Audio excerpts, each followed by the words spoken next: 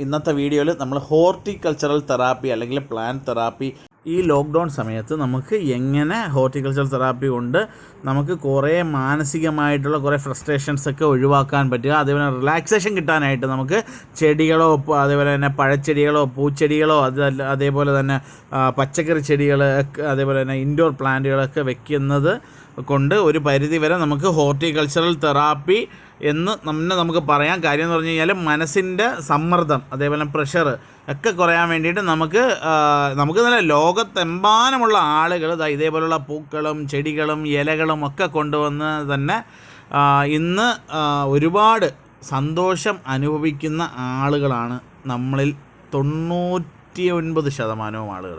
വെറും 5 മിനിറ്റ് നിങ്ങൾ ഈ ചെടികളും പൂക്കളും ഒക്കെ കാണാൻ വേണ്ടിയിട്ടാണ്. ഇന്ന് വേറെ ഒന്നും ഞാൻ പറയുന്നില്ല.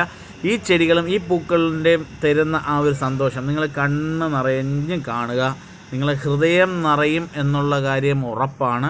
എല്ലാവർക്കും ലോക്ക്ഡൗൺ സമയത്ത് പച്ചക്കറി കൃഷികളോ ഒക്കെ ചെയ്യാനായിട്ട് പൂച്ചെടികളോ ഇലച്ചെടികളോ ഒക്കെ വെക്കാൻ ഏറ്റവും നല്ല ഉതകുന്ന ഒരു വീഡിയോ ആയി തരട്ടെ എന്ന് ആശംസിക്കുന്നു. അന്നേരം ബാക്കിയുള്ള വീഡിയോസ് നിങ്ങൾ അവസാനം വരെ മനസ്സിരുത്തി ഒരു 5 മിനിറ്റ് ഇത് കാണാൻ ശ്രമിക്കുക. നിങ്ങളുടെ കുറേ ടെൻഷൻ മാറിക്കിട്ടും എന്നുള്ളത് ഉറപ്പാണ്.